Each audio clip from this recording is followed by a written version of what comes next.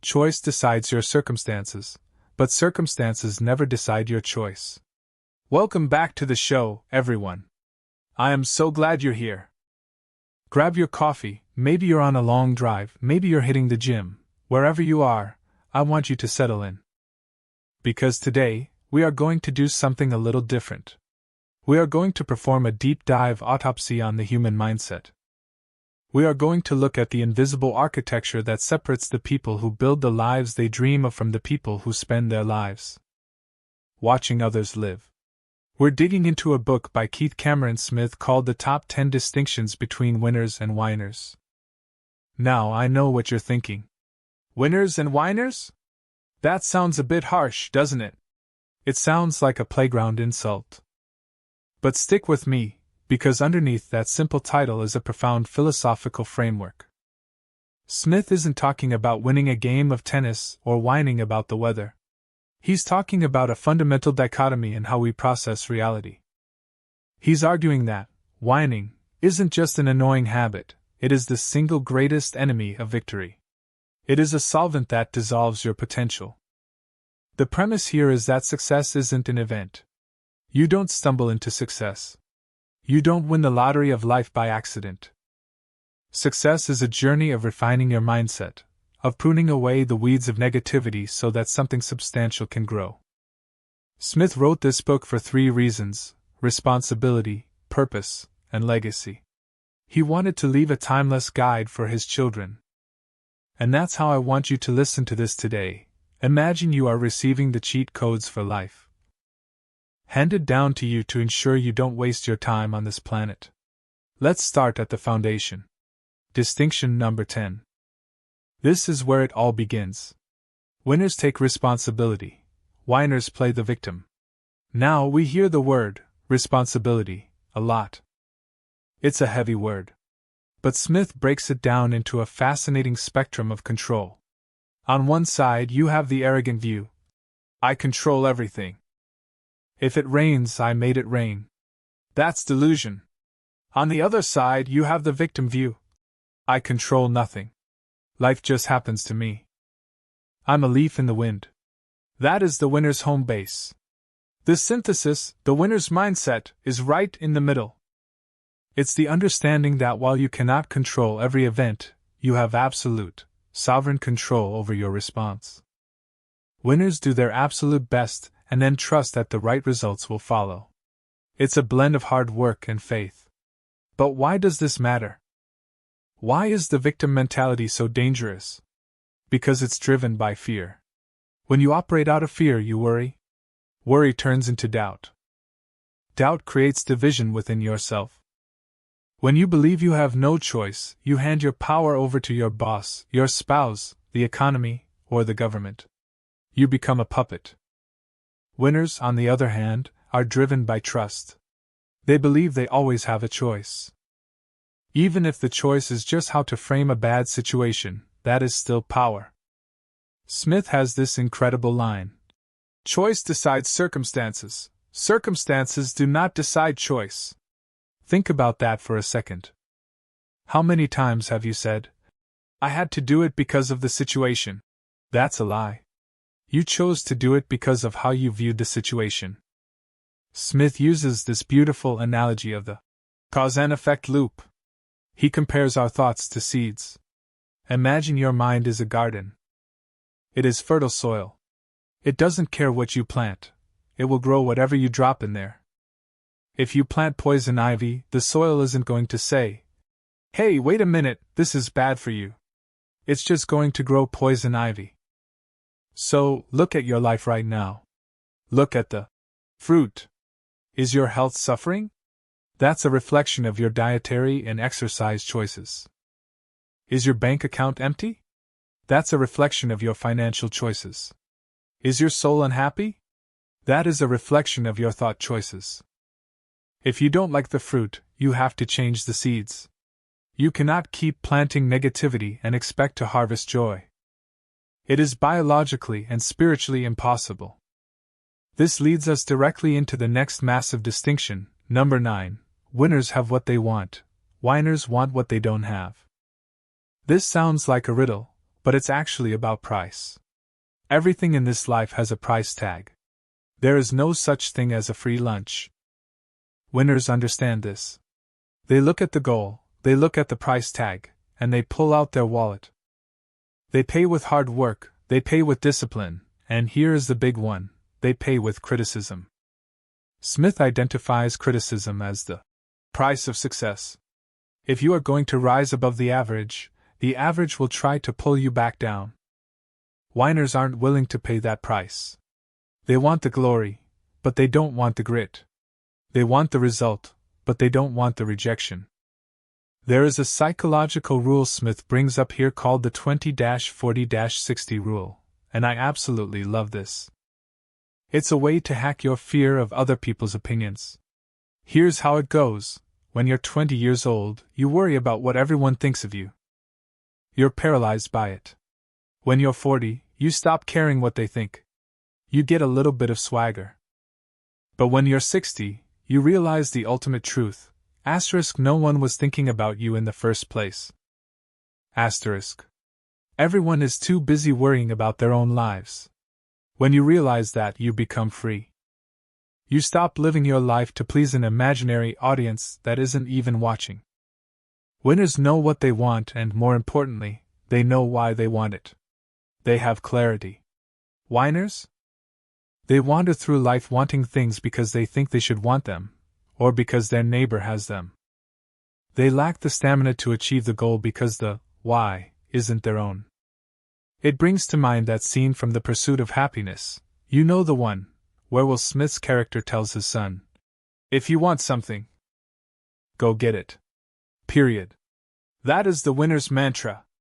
Now let's say you have the responsibility, and you have the desire. How do you actually get there? This brings us to distinction 8. Winners find a way, losers find an excuse. This is where we talk about the fly in the room. I want you to visualize this. You're sitting in your living room. There's a fly buzzing around. It sees the outside world through a big glass window. It wants to get out. So what does it do? It smashes itself against the glass. Buzz. Thud.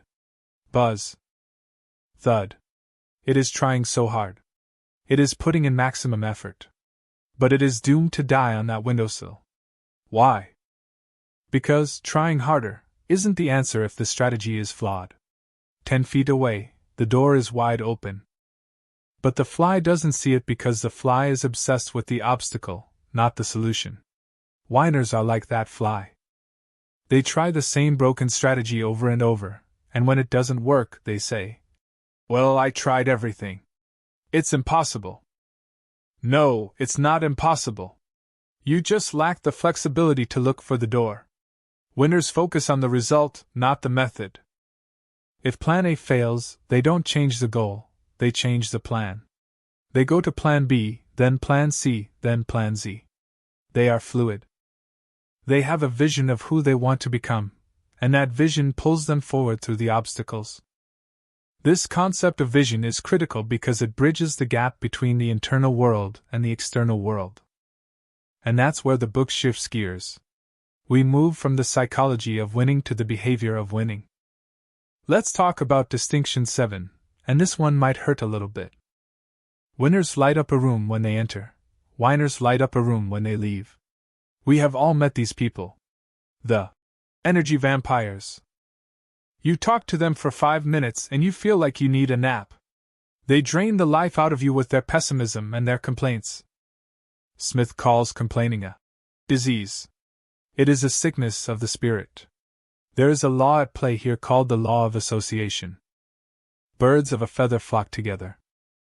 If you are a winner, you will attract other whiners, and you will sit around in a circle of misery, reinforcing each other's victimhood. If you want to be a winner, you have to prune those people out of your life. It sounds harsh, but you cannot fly like an eagle if you're scratching around with turkeys. Smith offers a challenge here, the 10-day no complaining challenge. It sounds simple. Just go 10 days without complaining. But here's the catch: if you slip up on day 4, you have to go back to day 1. Most people can't make it past the first afternoon. It shows us how deeply ingrained this habit is. We complain about traffic, the weather, the coffee, the Wi-Fi. Every complaint is a brick in the wall that separates you from success. And this bleeds into how we communicate. Distinction 6 tells us, winners listen twice as much as they speak.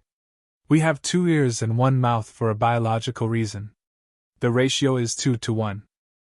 But whiners flip this. They speak to be heard, not to communicate. When you are talking to a winner, they aren't listening to you. They are just waiting for a gap in the noise so they can insert their own opinion. They listen with their head, judging you, preparing their rebuttal. Winners listen with their heart.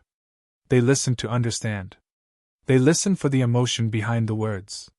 This creates connection. And here is the secret: silence is a source of prosperity. When you are silent, you can hear your intuition. You can hear that quiet inner voice that guides you toward the open door the fly couldn't see. If you are constantly talking, you drown out your own wisdom. But what is all this for? Is it just to get to the finish line? That brings us to distinction 5, and this is perhaps the most philosophically deep part of the book. Winners enjoy the journey, losers are obsessed with the destination. There is a trap called the tomorrow trap. I'll be happy when I get the promotion. I'll be happy when I get married. I'll be happy when I make $1 million.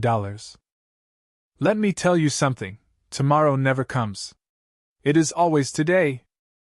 If you cannot find happiness in the process of climbing the mountain, you will not find it at the summit.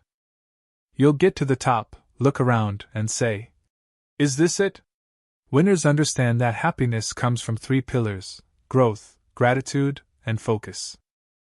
Let's use the gym analogy. When you go to the gym and you lift heavy weights, your muscles get sore. It hurts. A winner feels that soreness and says, "This is bad. I am in pain. I should stop." A winner feels that soreness and says, "This is good. I am growing. I am getting stronger." Life is the gym. The difficulties, the heartbreaks, the failures, that is the weight. If you resist the weight, you just get injured. If you embrace the weight, you grow. Winners don't pray for lighter burdens, they pray for stronger backs. They focus on the good, even in the hard times. They cultivate gratitude like a farmer cultivates a crop. And as you grow, your circle changes. Distinction 4 is about friendship. Smith defines a friend in a very specific way. A friend is someone who protects your highest interests. Losers destroy friendships. They let their ego get in the way. They need to be right more than they need to be connected. Winners are builders. They build social capital. They understand that you cannot win alone. Victory is a team sport. This leads us into the final chunk of the book, which is all about the scale of your mind. Distinction 3: winners think big, whiners think small. Thinking small is a survival mechanism. It's rooted in fear. Can I do this? What if I fail? It's a contraction. Thinking big is an expansion. It's rooted in faith. Winners don't ask, "Can I?" They ask, "How can I?" Do you see the difference? Can I?